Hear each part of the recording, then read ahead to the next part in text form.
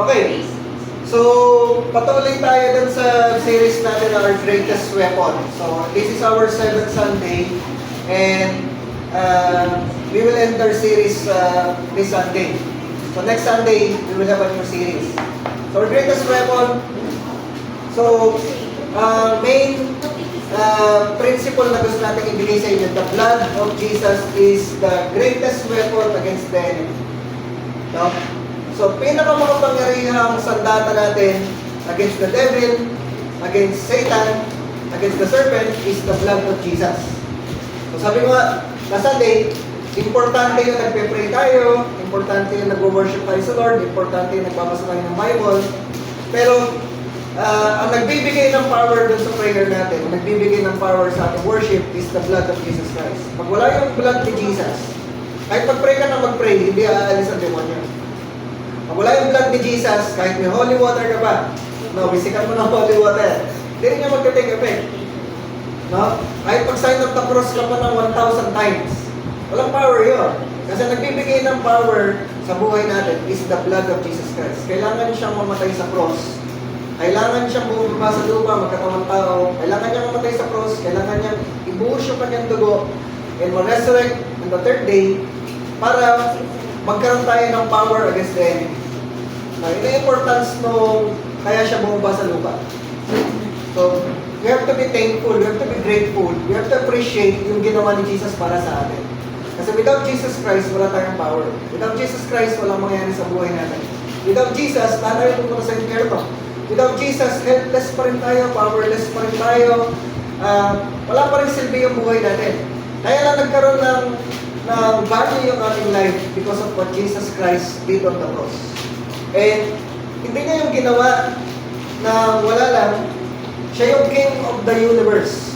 Siya yung creator ng lahat ng meron nakikita natin. Pwede naman gawin ni God na in the blink of an eye, kaya naman niyang gawin na palitan na lang tayo lahat. Gagawa na lang siya ng bagong race, gagawa na lang siya ng mga bagong creation na mababait, no?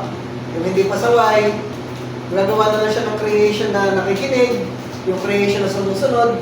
Kaya lang, pag ginawa niya yun, magiging parang robot na lang yung mga tao.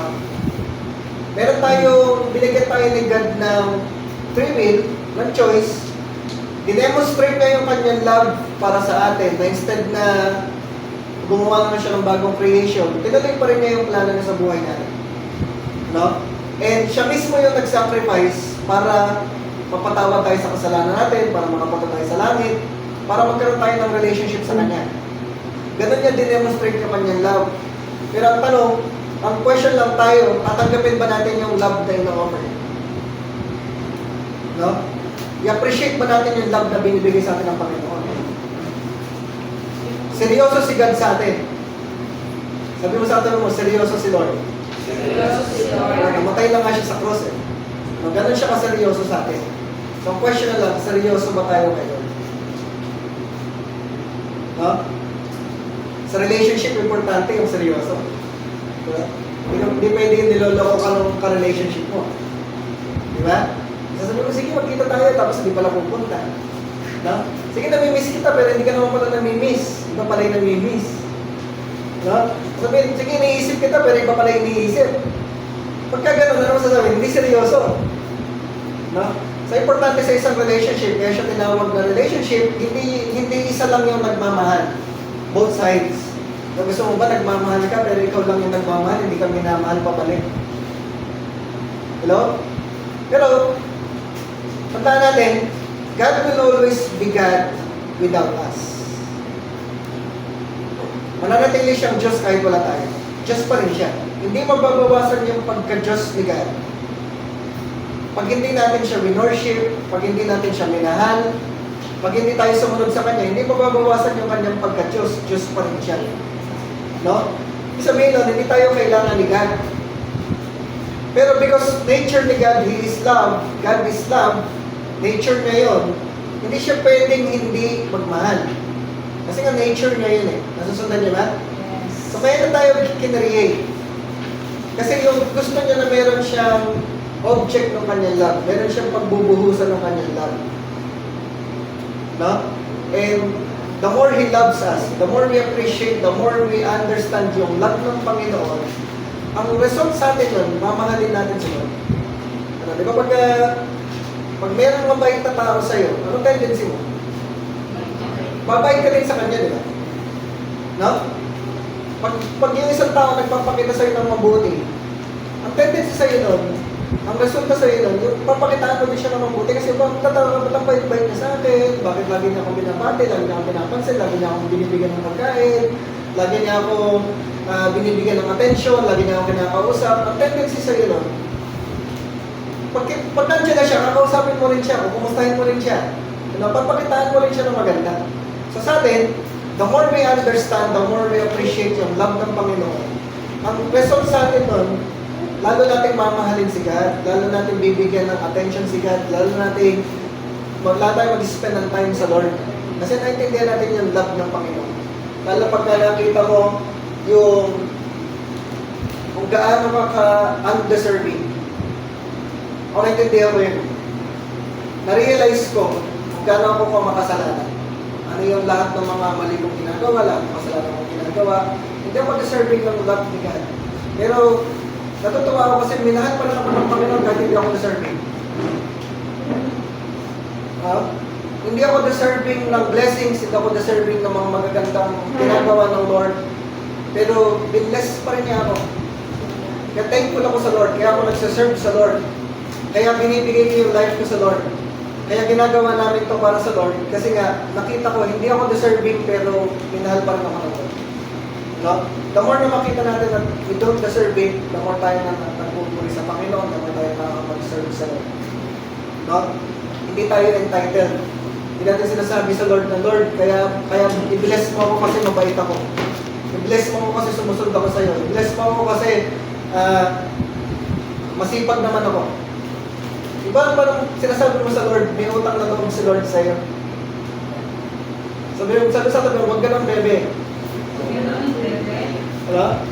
Walang utang na loob si Lord sa atin.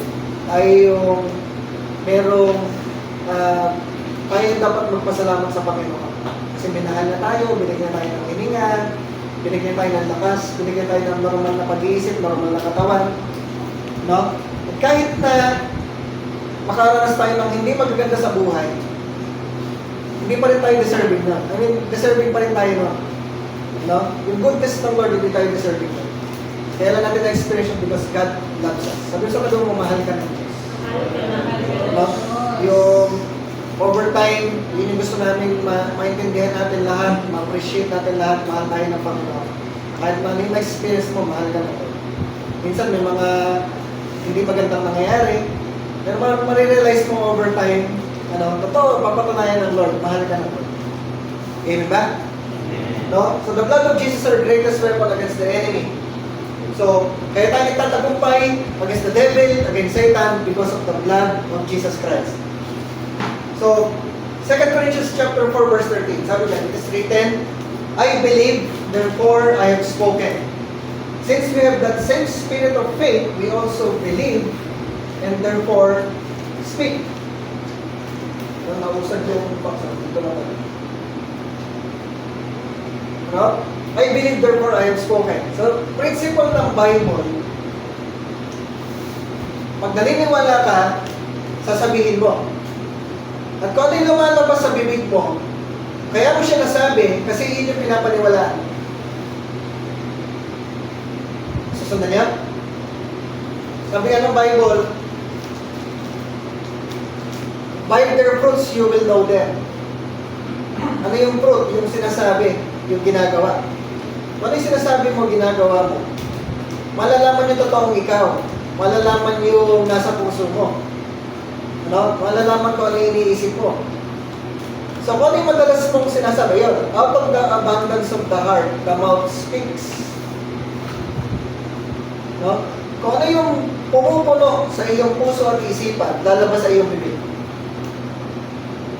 Sundan niya?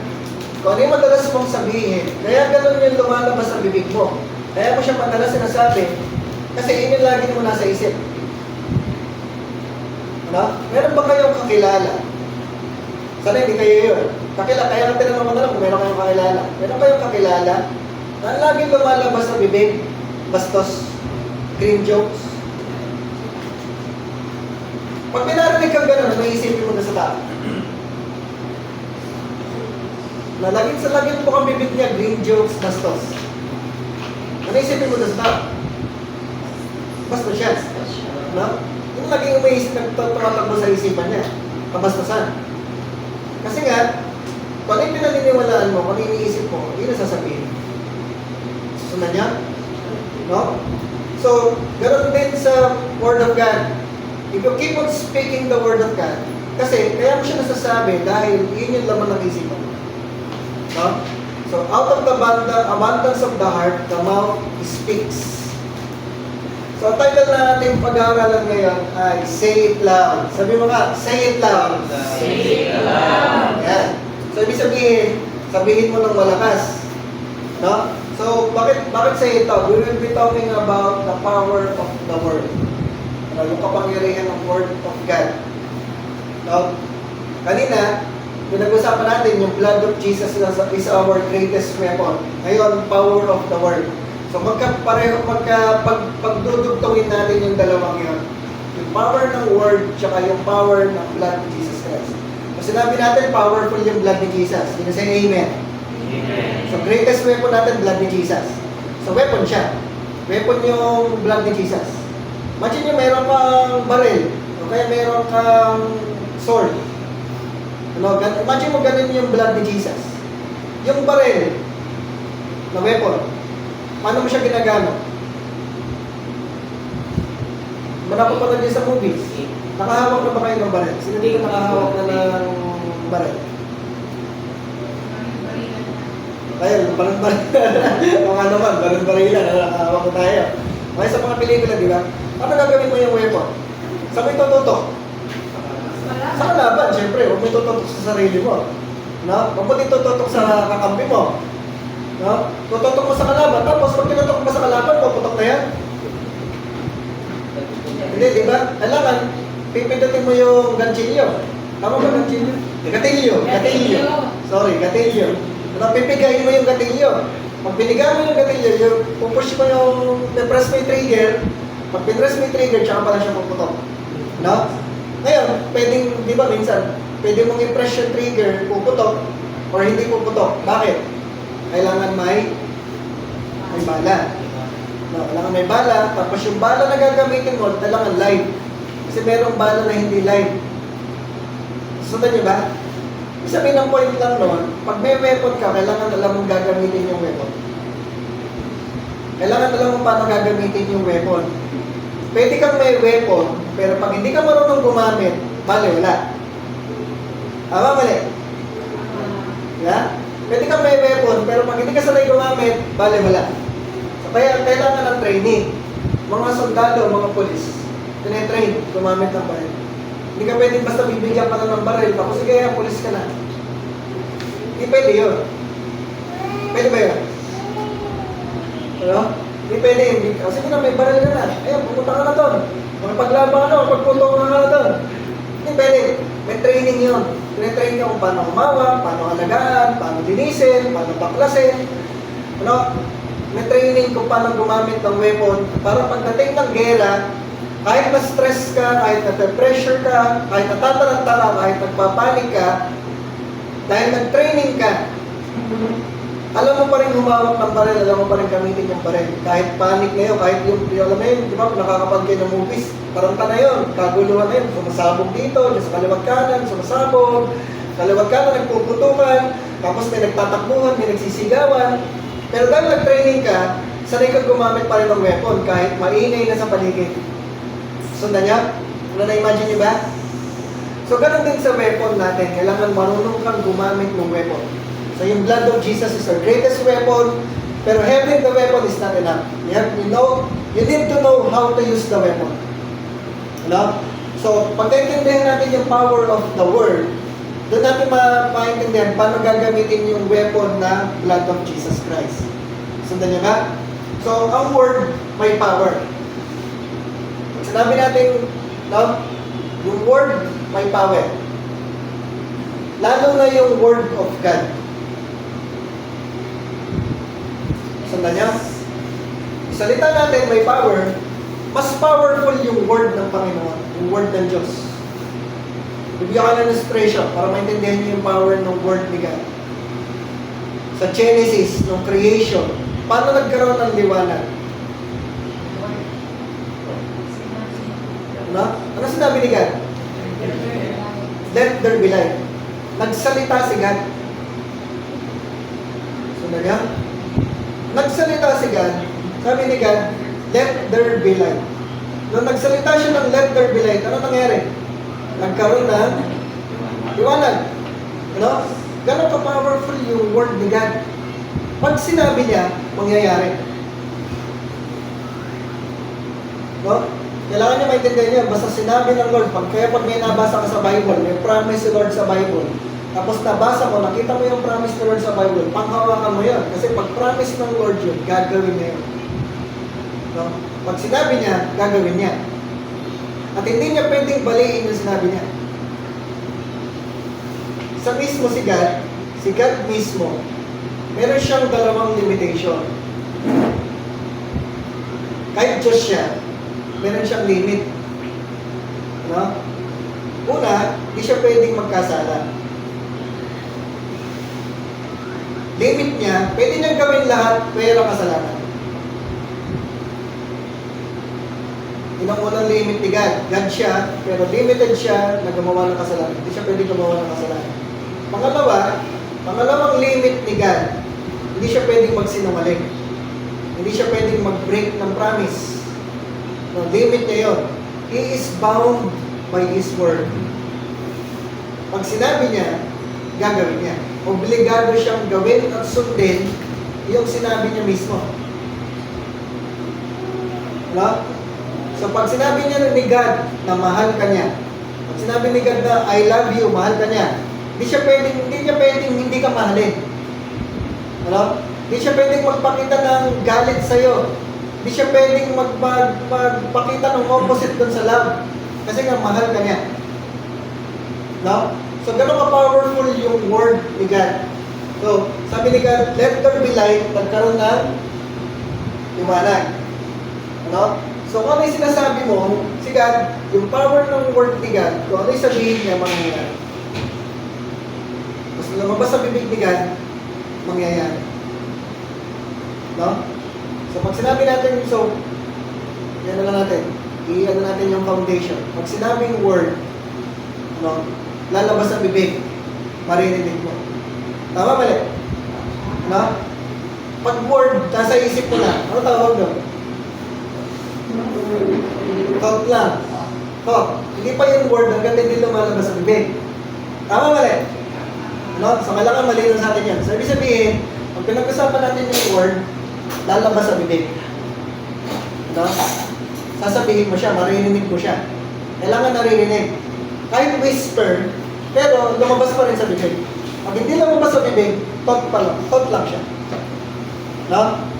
So, ang power of the word, kailangan sasabihin, kailangan maririnig, kailangan lalabas sa bibig, doon pa lang ma-experience yung power. Ano? Sabi ni God, sabi doon sa Bible natin, di ba? And God said, let there be light. Hindi sinabing God thought. Na? Nasusunod niyo? Hindi sinabing God thought. Hindi inisip ni God. Hindi visualize ni God. Hindi in-imagine ni God. Sinabi niya. Kaya nagkaroon ng liwanag. Nasusunod niyo yung power of the word. So, ang word, may power pag sinabi. Ang word, may power pag lumabas sa bibig. Sundan niyo? Ang word, may power, hindi kapag inisip mo lang. Hindi kapag in-imagine mo lang. Kailangan mo sasabihin. Kaya yung title natin, Say It Loud. Sabi mo ulit sa tabi mo, Say It Loud. Say it loud. So, kailangan mo lumabas sa bibig, kailangan mo sabihin ng malakas para magkaroon ng power. Para may mangyari. No? Tanong mo sa katabi mo, gusto mo ba may mangyari? Gusto mo ba may mangyari? Sabihin mo. No? So, gusto mo may mangyari, kailangan mo sabihin. Pag iniisip mo lang, pag ini-imagine mo lang, walang mangyayari. Nasusundan niyo ba? Hello? No? Nasusunod nyo? Pag inisip mo lang, pag ini-imagine mo lang, walang mangyayari. Although, syempre, magsisimula yan dun sa iniisip. Di ba sabi natin, I believe, therefore I spoke. Kailangan mo munang paniwalaan, kailangan mo munang isipin, kailangan mo munang ma-imagine, tapos siya ka pa lang sasabihin. Pero hanggang hindi mo sinasabi, walang mangyayari. Ganun yung power of the Word of God.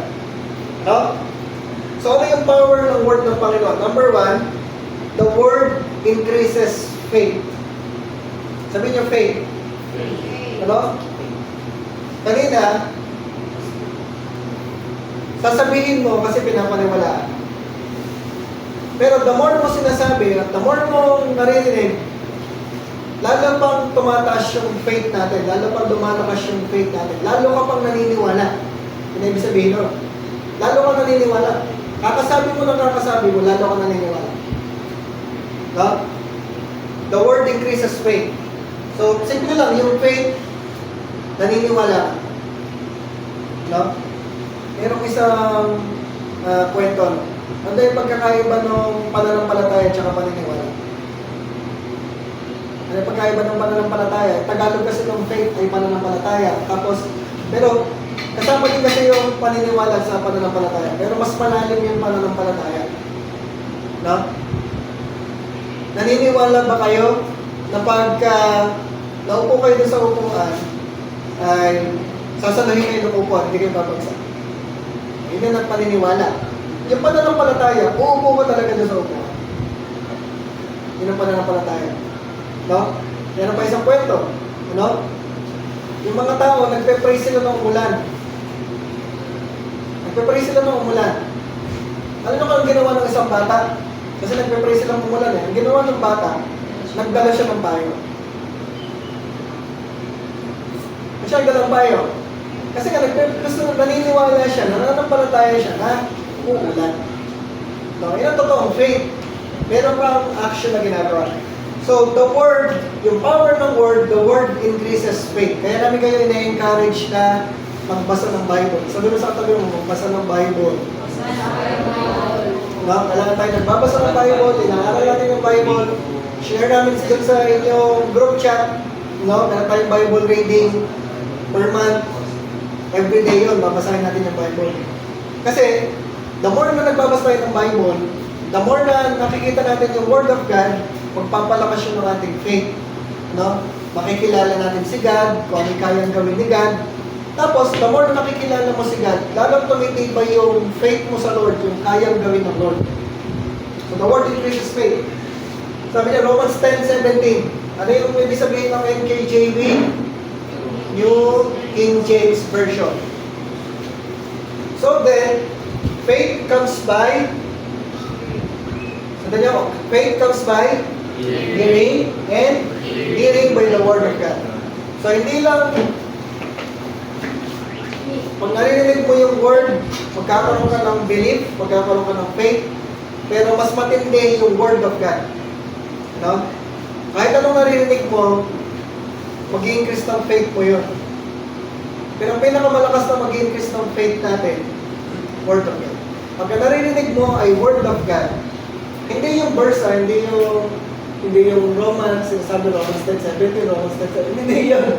Yung mismo sinasabi ng Romans 10:17. Nasusundan nyo ba? Diba? So, importante, ako ito masyadong dogmatic. Kailangan alam mo yung book, kailangan alam mo yung number, kailangan kabisado mo yung number. Hindi ako masyadong gano'n. Importante lang, alam mo yung sinasabi ng Bible. Kahit hindi mo kabisado kung saan galing yun. Pero alam mo sa Bible yun. Ano? Alam mo Word of God yun. Kasi hindi naman, nung ginawa naman yung Bible, walang book yun, walang pangalan ng book, walang number. Tayo lang dito na sa modern time, nilagyan ng pangalan yung book, nilagyan ng number, para hindi tayo mahirapang maghanap. Ano? Pero originally, walang number yun. Ano? So Word of God yun, kahit wala yung number. So importante lang, alam mo, yung sinasabi ng Bible, kahit hindi mo matandaan kung saan galing yun. Basta alam mo sa Bible yun. No? Basta sure ka lang na nasa Bible, alam. So minsan kasi meron tayo mga nakuha na mga phrases na wala naman sa Bible. No? Yung yung, ano mo rin, example, yung gawin mo lang lahat, just na bahala. Parang gano'n. No? So, tingnan natin kung yung mga phrases na natutunan natin galing sa Bible. So, faith comes by hearing and hearing the Word of God. So, the more mo na naririnig yung Word ng Panginoon, lalo mag-increase yung faith natin. No? Kaya, importante, kaya tayo merong Sunday celebration, mayroong nagtuturo ng Word of God para nakakarinig tayo ng Word of God. Kaya mayroong mga nag-preach ng Word of God sa YouTube. Dati radyo lang. Kasi walang internet, walang TV, walang YouTube, wala pa noon. Radyo lang noon. Kung wala pang radyo, talagang kailangan mo pupunta basically sa church, makikinig ka sa nag-preach. Tapos nagkaroon ng radyo, tapos nagkaroon ng TV.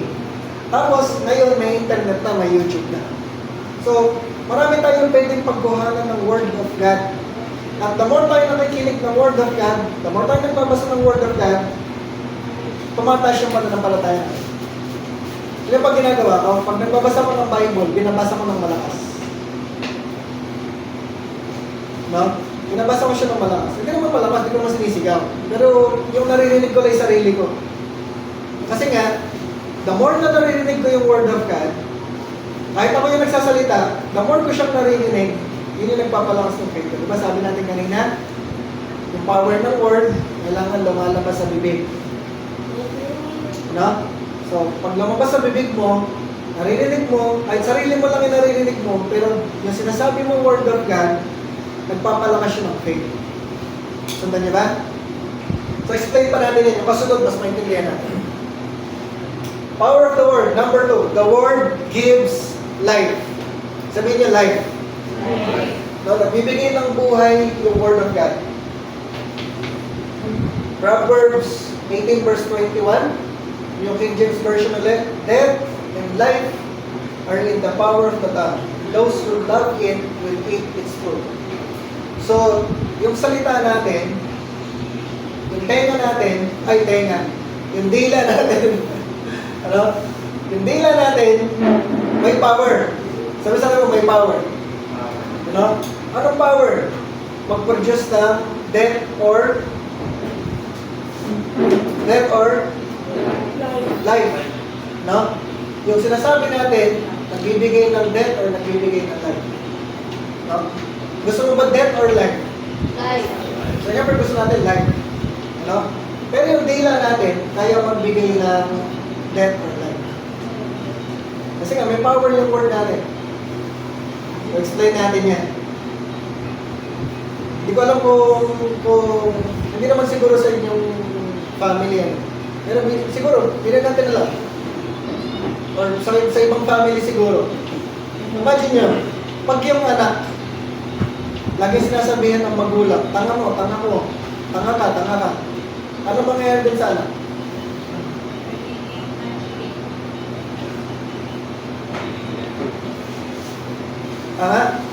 Magiging ganon. Lagi mo naririnig, simula bata, lagi mo naririnig, tanga ka, tanga ka, tanga mo, tanga mo. Lalaki kang ganon. Nasusunod niyo? Yun yung power of the word. Power ng tongue. Pwede siyang magbigay ng life, pwede magbigay ng death. Hindi naman natural, hindi tayo literal na death, mamamatay siya. Pero ibig sabihin, yung kung paano siya dinesign ng Lord, hindi mangyayari. Dinesign ka na matalino, dinesign ka na may kakayanan, dinesign ka na may magandang future, dinesign ka sa image of God, pero dahil naririnig mo palagi, tanga ka, tanga ka, tanga mo, ano, bobo ka, wala kang silbi, pag lagi naririnig mo, ganun, magiging ganun ka. Kahit hindi ka naman dinesign ni God na maging ganun. You were created in the image of God, pero dahil naririnig mo simula bata, wala kang silbi, bobo ka, tamad ka, wala kang kwenta, wala kang kapupuntahan, ano? Walang mangyayari sa buhay mo. Pag laging ganun yung naririnig mo, ganun ka lalaki, ganun yung mangyayari sa'yo. Kasi nga, yun yung lagi mong naririnig. Yun yung pumapasok sa brain mo. No? Faith comes from hearing. So dahil kakarinig mo, pinaniwalaan mo na yun. Sundan nyo? Pinaniwalaan mo na yun, kakarinig mo. So dahil pinaniwalaan mo, naging ganun ako. Balik rin naman natin. Lagi ka sinasabihin, ang galing-galing mo, talino mo, malayo mararating mo, marami kang mararating sa buhay, magiging matagumpay ka, kahit anong mangyari sa buhay mo, kaya mo yan. Malalampasan mo lahat ng problema, kaya mo yan. Pag lagi ka na narinig mo, ano mangyayari sa'yo? Magiging successful ka, magiging matapang ka. Isipin mo talaga, paniniwala mo talaga, kaya mo talaga. Kaya pag mayroon ka, dumadaan ka ng mga pagsubok, hindi, kaya mo to. Kasi yun yung pinaniwalaan mo. Kasi yun yung lagi mo naririnig. Nasusundan niyo? So, kailangan, lagi mong sinasabi. Kailangan lagi mo naririnig. Pag naririnig mo lagi, puro magaganda, naririnig mo puro blessing, naririnig mo puro the word of God, hanggang dumating yung time, kakarinig mo ng kakarinig, papaniwalaan mo na yun. At dahil pinaniwalaan mo na yun, magiging ganon ka na. Sundan nyo? Kaya natin lagi sinasabi, mahal ka ng Diyos. Sabi sa ulo, mahal ka ng Diyos. Kasi kakarinig mo, paniniwalaan mo ngayon. Ngayon, hindi ko kayo bine-brainwash. Iba yung brainwash. Kasi yung brainwash, yung sinasabihan ka nung hindi naman totoo. Diba? Sinasabihan ka, hindi naman totoo yun. Bin-brainwash ka nga lang kasi naniwala ka sa isang bagay na hindi naman totoo. Once na bin-brainwash ka, aso ka. Diba? Kahit hindi ka naman aso. Bin-brainwash ka, aso ka. Okay, unggoy ka. Tignan mo yung katabi mo? Unggoy.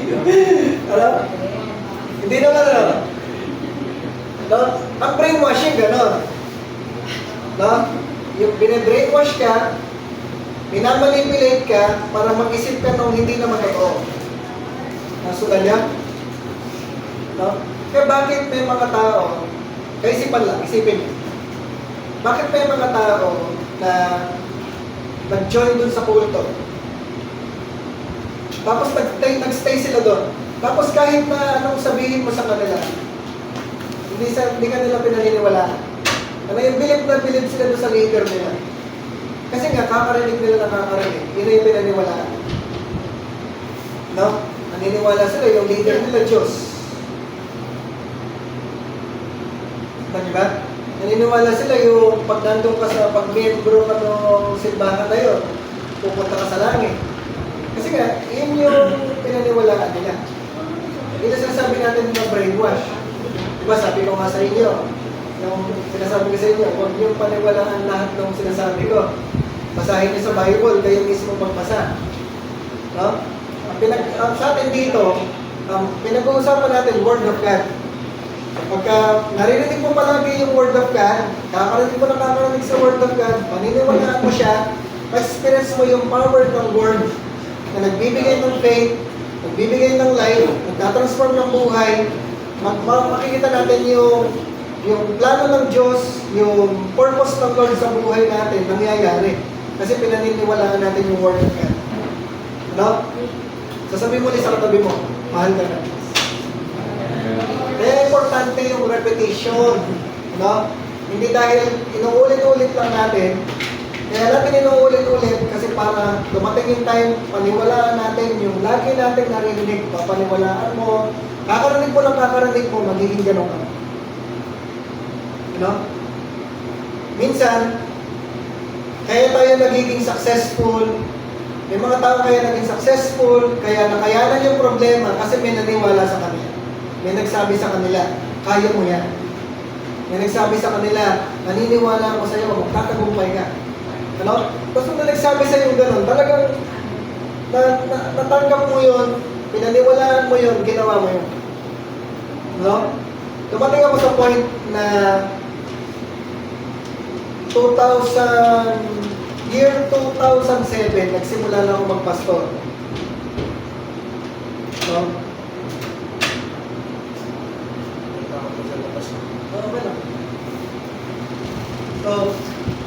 Year 2007, nagsimula na ako magpastor. Tapos, yung mga nangyari, year 2013, ayoko na. Ayoko na magpastor.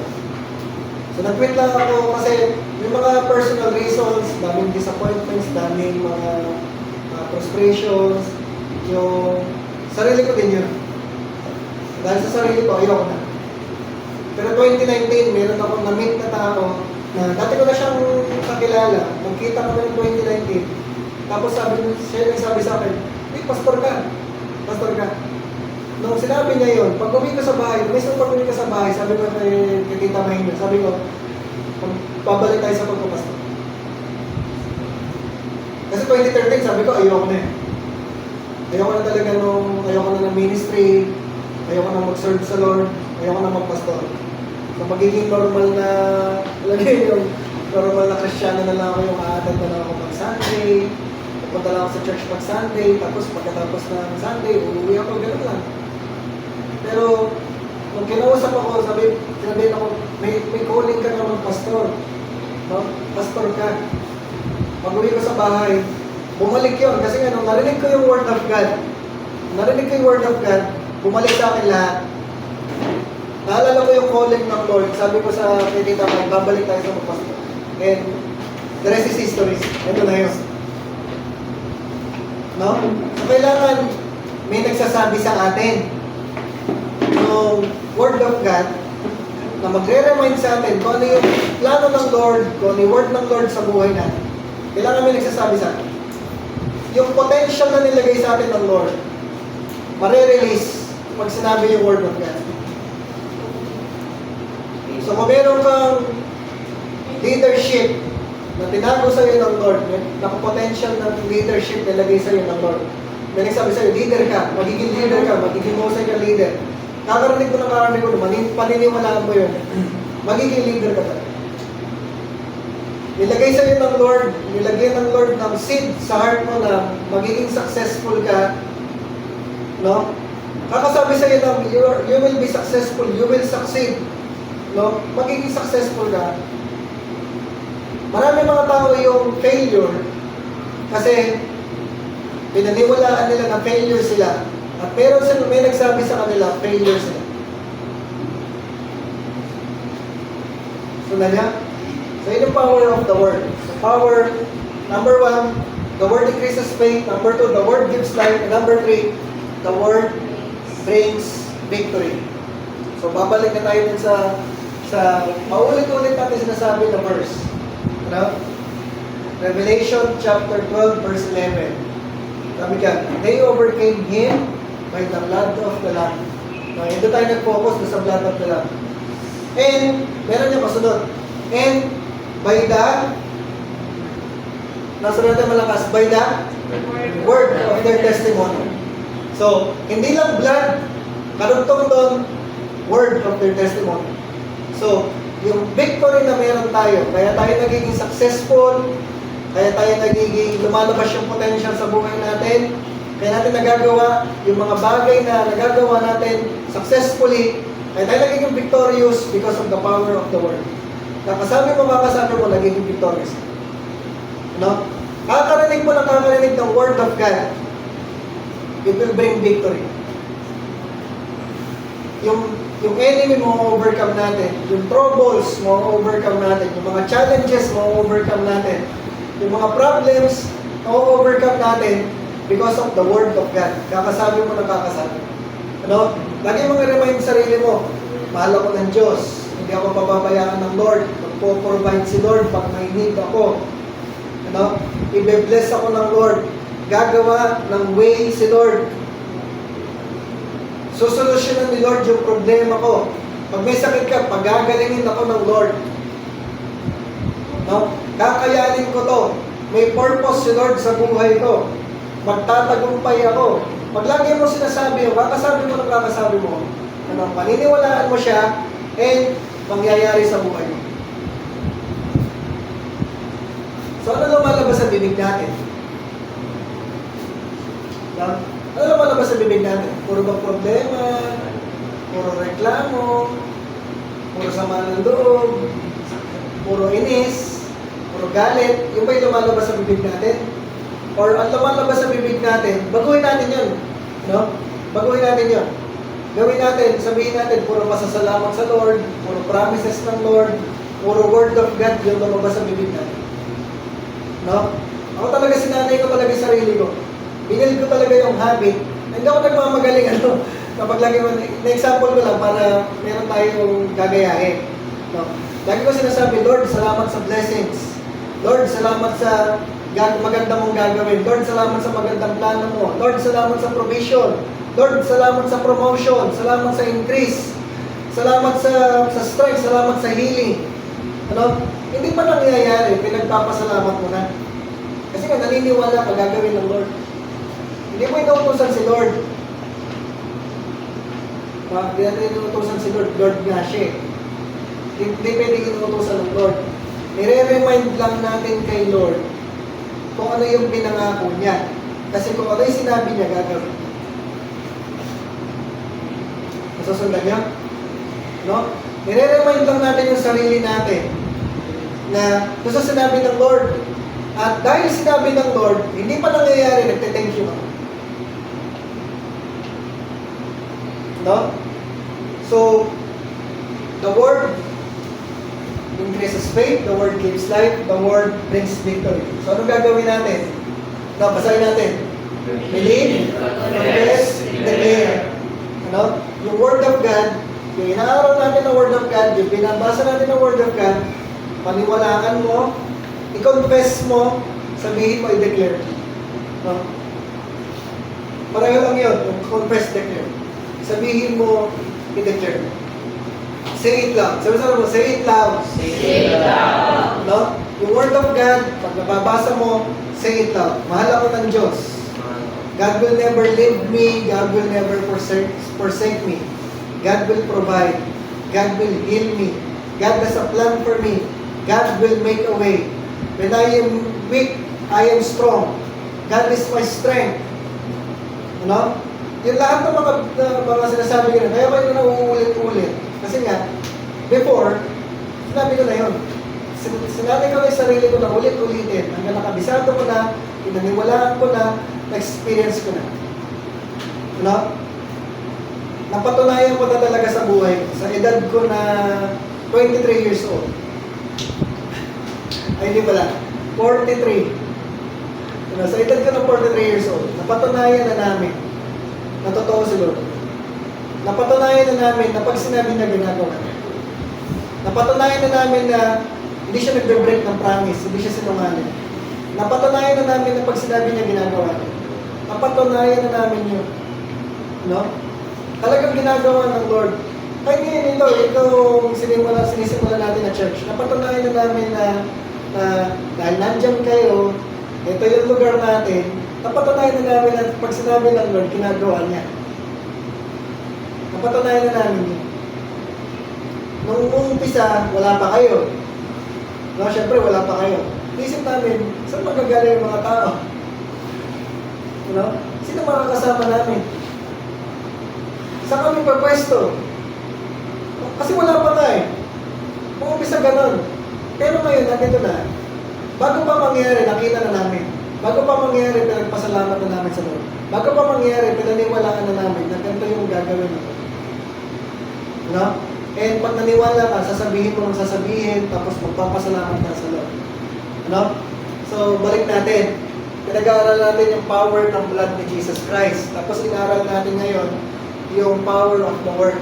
Yung Word, paniniwalaan mo, you believe, you confess, you declare. So, paano natin i-apply ngayon dun sa blood of Jesus Christ? No? Yung mga nakaraang 5 Sundays, isa-isa natin. Ano? Yan. Una, inaral natin. By the blood of Jesus, I have been redeemed from the power of the enemy. Pangalawa, by the blood of Jesus, all my sins have been forgiven. Pangatlo, because I walk in the light and the fellowship with other Christians, the blood of Jesus cleanses me now and continually from all sin. Pangapat, by the blood of Jesus, I have been justified and God sees me as I have never sinned.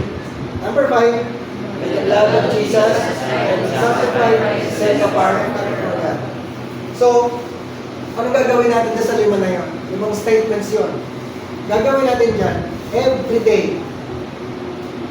Ano sasabihin natin? Go confess, mo i-declare. Itong 5 statements na to, every day, lagi mong sasabihin. Every day, lagi mong i-declare. Every day, say it loud. You know? Tapos hindi lang every day. Pag gising mo sa umaga, sabihin mo siya. Pag may problema ka, sabihin mo. Pag natatakot ka, sabihin mo siya. Pag nagpapanik ka, sabihin mo. Pagka na-stress ka, sabihin mo siya. Pag hindi mo alam ang gagawin, nalilito ka, nakukonfuse ka, declare mo ulit. No? Pag may sakit ka, may sakit yung katawan mo, nilalagdat ka, inuubo ka, or kung ano man yung sakit na mayroon ka, nangihinay katawan mo, declare mo yun. Nasundan niya? No? So, isasend ko to sa group chat natin para meron tayong susundan. No? Tapos, everyday yun. Tapos sabi ko nga, hindi lang everyday. Pag meron pa nararanasan na negative, no? Kasi nga, aatake ang diablo. Aatake si Satan. Bibigyan ka ng mga negative na thoughts. Pag may problema ka, magkakaroon ka ng mga ibang mga iniisip. Pag may challenges, ang dami mong iniisip. Tapos pag na-stress ka, ang dami ng mga negative na iniisip. Ang panlaban natin, Word of God. No? So, paano mo gagamitin yung weapon na to, the blood of Jesus? Sasabihin mo. No? Yung weapon, ang panggamit natin ng weapon, i-declare mo siya. So, every time na merong enemy, anong enemy, mga thoughts, problems, mga situations sa paligid natin, pag nandyan yung enemy, atakihin mo yung enemy, paano pang-atake sa enemy? I-declare mo yung 5 confessions of the blood. So, ang tawag dito, sabihin natin, 5 confessions of the blood of Jesus. The blood of Jesus. No? So, ito yun, 5 confessions of the blood of Jesus. May enemy, gagamitin mo yung weapon mo, paano gagamitin? Say it lang. No? So, yun ang gagawin, kaya natin yung pinag-aralan to. No? So, last statement na gusto ko ibigay sa inyo, speak God's word over yourself until you change your own mind. No? Lagi mo sabihin yung word of God. Ulit-ulitin mo, hanggat yung sarili mong kaisipan, sarili mong mindset na bago mo na. No? Hanggat ikaw mismo, hanggat tumating yung time, ikaw mismo, naniniwala ka na doon sa sinasabi mo. Naniniwala ka na sa word of God. Naniniwala ka na sa power of the blood of Jesus. Ano? Tapos, nabago na yung mindset mo, nabago na yung buhay. Eventually, makikita ninyo, because you're speaking the word of God, your situation will change. No? Kagaya nung nangyari kay God, ginawa ni God, sabi ni God, let there be light, nagkaroon ng liwanag. No? When you speak the word of God, when you confess the word of God, when you declare the word of God, your situation will change. Parang hindi agad-agad, pero eventually it will change. Kakaulit mo ng word of God. No? Hindi to magic words. Okay, lilinawin ko lang. Hindi to magic words. Yung sasabihin mo, abracadabra, bubukas yung pinto. Hindi gano'n. Kasi yung abracadabra, whether naniniwala ka o hindi, pag sinabi mo yung word, bubukas. Ito magic. Diba? Kaya ka naniwala ng magic kasi bumukas. Diba? Yung word of God, walang power pag di ka naniwala. Sabi sa atin doon, walang power pag di ka naniwala. So, kaya mo siya sinasabi kasi naniniwala ka. And the more mo sinasabi, lalo ka naniniwala. So, wala pang nangyayari, sinasabi mo na. At kaya may mangyayari kasi naniniwala ka doon sa sinasabi. No? At yung sinasabi natin, may power kasi galing sa word of God. Amen ba? No? So hindi mo pwedeng gawin ganito ha. Example lang, hindi mo pwedeng sabihin, magkakamilyon ako, tatama ako sa loto, tatama ako sa loto, tatama ako sa loto. Walang mangyayari. Wala. Sinasabi ko na sa'yo, wala mangyayari. Ano? Depende yun, di mag-work yun. Sabi mo, magkakakotse ako. Hindi mangyayari. Kailangan mo magtrabaho. Kailangan mo mag-ipon para ka magkakotse. Nasundan nyo? Doesn't work that way. Magkakaroon ako ng asawa na Miss Universe, asawa ng Miss Universe, na maputi, na sexy, na matangkad. Hindi mangyayari yun. Kailangan mo manligaw. Di ba? Kailangan mo pag-usap sa babae. Kailangan mo manligaw. Para mangyayari yun. No? Sundan niyo ba? Pero yung Word of God, pag galing sa Word of God, naniniwala kayo yung will ng Lord, mangyayari. Kakasabi mo mangyayari. No? Ang power ng gagaling kasi sinabi ng Lord. Pag sinabi ng Lord na magkakakotse ka, ay, yun, may power yun. Pero pag hindi naman sinabi ng Lord, kahit maniwala ka, wala mangyayari. Sundan niyo ba? No? So, doon tayo magsimula sa 5 confessions of the blood of Jesus. Kakasabi mo yung nakakasabi. Sa Holy Saturday mo, say it loud. Say it loud. No? So, yun ang gagawin natin, practice. No? Develop natin na habit. Kabisaduhin natin, memorize natin. Everyday, pag-isip mo sa umaga, declare mo siya. May problema ka, declare mo siya. Pag meron kang situation na pangit, na-stress ka, natatakot ka, nako-confuse ka, di mo alam ang gagawin, i-declare mo siya. Pag may sakit ka, i-declare mo siya. No? Sa family mo, pag nag-aaway yung family mo, nagkakagulo yung family mo, i-declare mo sa iyong family yung blood of Jesus. Ano? And you will see, maniwala ka, may mangyayari sa buhay mo. Mag-change yung life mo, mag-change yung situation mo, mag-change yung family mo. Amen ba? So sige, tayo lahat. No? Declare natin ulit. Ano? This time, huwag mo lang basahin. Ano? I-declare mo talaga. Ipaniwalaan mo talaga, naniniwala ka talaga na ito ka. Ito yung ginawa ni Jesus sa buhay mo. At pag sinasabi mo siya, imagine mo, ginagamit mo yung weapon. Ano? Ginagamit mo yung weapon, nilalabanan mo yung enemy, nilalabanan mo yung plano ng diablo sa buhay mo, nilalabanan mo yung mga negative na situation sa life mo. No? So declare natin ng malakas, huwag mo lang basahin, paniwalaan mo talaga na ito yung ginawa ni God para sa'yo, ito yung namatay si Jesus Christ, para ito yung mangyari sa buhay mo, kaya i-declare natin. No? Ready, set, go! In the blood of Jesus, I have been redeemed from the power of the enemy. In the blood of Jesus, all my sins have been forgiven. Because I walk in the light and have fellowship with other Christians, the blood of Jesus cleanses me now and continually from all sins. By the blood of Jesus, I have been justified and God sees me as if I had never sinned.